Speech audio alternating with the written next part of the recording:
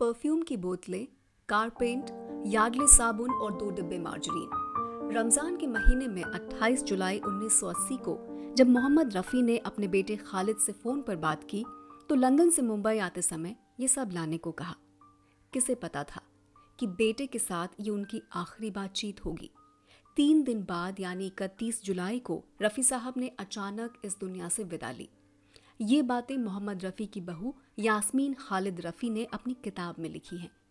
आमतौर पर ये पढ़ने को मिलता है कि रफ़ी साहब की पैदाइश लाहौर से तकरीबन 80 किलोमीटर दूर गांव कोटला सुल्तान सिंह, अमृतसर डिस्ट्रिक्ट यानी अविभाजित भारत में 24 दिसंबर 1924 को हुई।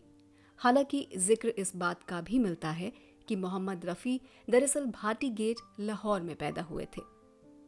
बचपन में फीको के नाम से पुकारे जाने वाले नन्हे रफ़ी के संगीत की तरफ झुकाव की कहानी भी खासी दिलचस्प है। एक इंटरव्यू में उन्होंने खुद कहा था कि गांव में पैसे मांगने आने वाले एक फकीर की पुरकशिश आवाज़ ने उन्हें इस कदर दीवाना बनाया कि वो दूर तक उसके पीछे पीछे चले जाते और फकीर के गाए गाने को सीखने से इस सफ़र की शुरुआत हुई। संगीत से रफ़ी के गहरे लगाव की भनक उनके परिवार को थी, लेकिन लोग क्या कहेंगे ये सोचकर उनकी रुचि को बढ़ावा देने में कोई दिलचस्पी नहीं दिखाई गई और ट्रेनिंग शुरू हुई, संगीत की नहीं हज्जाम बनने की। जी हाँ, रफ़ी साहब के बड़े भाई भाटी गेट लाहौर में हज्जाम का काम करते थे।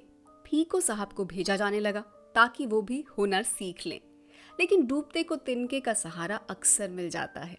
यहाँ तो रफ़ी साहब के पास उनके बड़े भाई थे मोहम्मद दीन, जिन्होंने पूरी कोशिश की कि अगर कहीं गाने का मौका हो या संगीत की कोई महफिल जमे तो रफ़ी को वहां ले जाया जाए।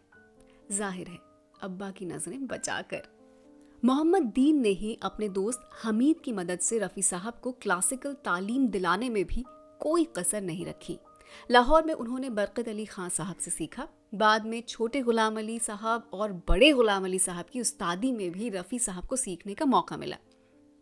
क्लासिकल संगीत पर अपनी मजबूत पकड़ दिखाने का एक बड़ा मौका उन्हें 1937 में उस वक्त मिला जब लाहौर में एक प्रोग्राम में वो के.एल. सहगल साहब का गाना सुनने पहुंचे। हजारों लोग वहां जमा थे और अचानक बत्ती गुल।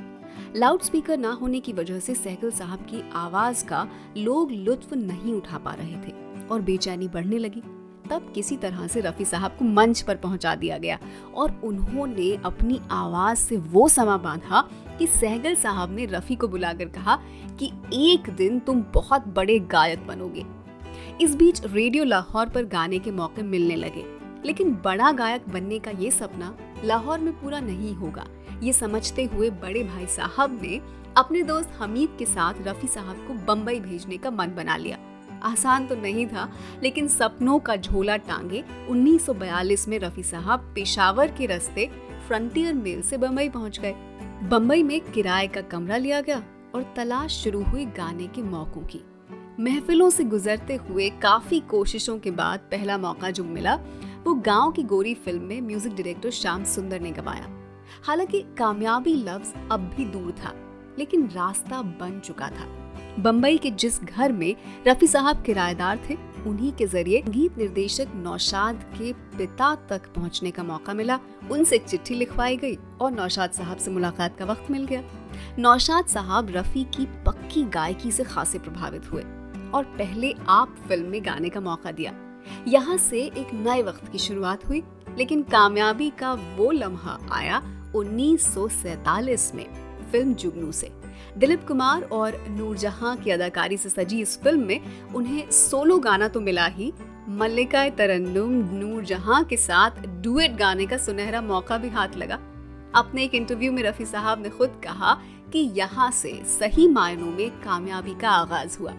1948 तक आते आते रफ़ी साहब की आवाज का जादू छा चुका था। मोहम्मद रफ़ी की गायकी की खास बात उनकी आवाज की अलहदा तासीर तो थी ही, बात ये भी थी कि जब उन्होंने प्लेबैक सिंगर बनने का ख्वाब देखा तो के.एल. सहगल के स्टाइल और गायकी की तूती बोलती थी। शास्त्रीय संगीत की जबरदस्त ट्रेनिंग, आवाज की अदायगी, रोमांस में भिगो देने वाला असर और हुनरमंद लोगों का साथ था जिसने रफ़ी साहब की कहानी को एक खूबसूरत मोड़ दिया। संगीत निर्देशक श्याम सुंदर और हुस्नलाल भगत ने मौके दिए तो नौशाद साहब ने उनकी गायकी की रेंज को भरपूर तराशा। एक इंटरव्यू में नौशाद ने खुद इस बात का जिक्र किया था कि आप रफी से कॉमेडी, ठुमरी, दादरा, दर्द, इश्क कुछ भी गवा सकते थे। इसका मुजाहिरा 1952 में आई बैजू बावरा में हुआ, जिसके 13 गानों में से 5 गानों में रफी साहब ने जान फूंकी थी। हैरानी की बात नहीं कि रविंद्र जैन रफी साहब को तानसेन कहकर ही पुकारा करते थे। लेकिन 1950 और 60 के दौर में रोमांटिक गानों ने रफी साहब को बेइंतहा शोहरत दिलाई और उन्होंने एस.डी. बर्मन, ओ.पी. नैयर, मदन, रवि, शंकर जयकिशन जैसे सारे नामचीन संगीत निर्देशकों के लिए गाया। शंकर जयकिशन ने ही उनसे याहू गवाया था। लेकिन इसी दौर में 14वीं का चांद हो या आफताब हो, तेरी प्यारी प्यारी सूरत को किसी की नजर ना लगे और बहारों फूल बरसाओ, मेरा महबूब आया है। इन गानों से रफी लोगों के दिलों पर कुछ यूं छाए कि पीढ़ियों के कलाकार बन गए। 1960 का दशक याद किया जाता है रफी साहब से जुड़े हुए एक विवाद के लिए भी। उनके और लता मंगेशकर के बीच रॉयल्टी के मसले पर पैदा हुई दरार, जिसने प्लेबैक सिंगिंग की दुनिया पर गहरा असर डाला। दरअसल मोहम्मद रफी का मानना था कि गायक का काम अपनी फीस लेकर गाना गाने के साथ ही खत्म हो जाता है। एक सिंगर फिल्म की सफलता या असफलता से जुड़ा कोई रिस्क नहीं उठाता, इसलिए रॉयल्टी पर हक नहीं बनता। जबकि लता चाहती थी कि प्रोड्यूसर संगीत निर्देशक को जो रॉयल्टी देते हैं उसमें गायकों का हिस्सा हो, क्योंकि फिल्म संगीत गायकों के नाम पर भी बिकता है। रफी ने लता का साथ नहीं दिया, दोनों के बीच मनमुटाव हुआ और लता मंगेशकर ने कहा कि वो अब रफी साहब के साथ गाना नहीं गाएंगी। खैर, रॉयल्टी के मसले पर तो जो हुआ सो हुआ। कहा जाता है कि ये जोड़ी टूटने से रफी के साथ सुमन कल्याणपुर की नई जोड़ी को काम करने का मौका मिला और सुमन कल्याणपुर के करियर को रफ्तार मिली। 70 के दशक तक आते आते उनके हिट गानों का सिलसिला तो चलता रहा, लेकिन इस दशक की शुरुआत में उन्होंने कम गाने गाए। पर उषा खन्ना के निर्देशन में हवस फिल्म के गाने तेरी गलियों में ना रखेंगे कदम से रफी साहब ने फिर रफ्तार पकड़ी और अमर अकबर एंथनी समेत कई फिल्मों के लिए जबरदस्त हिट गाने दिए। वैसे एक पुराने इंटरव्यू में रफी साहब इस बात का जिक्र करते हैं कि उन्होंने पहली बार हज पर जाने के बाद फिल्मी दुनिया से बाहर निकलने का मन बना लिया था और यही वजह थी कि 70 के शुरुआती दौर में उनके कम गाने आए, लेकिन नौशाद साहब उन्हें वापस खींच लाए और वो फिर डूब गए संगीत की धुनों में अपनी मौत के दिन तक। 31 जुलाई के उस दिन भी उन्होंने सुबह रिहर्सल की थी।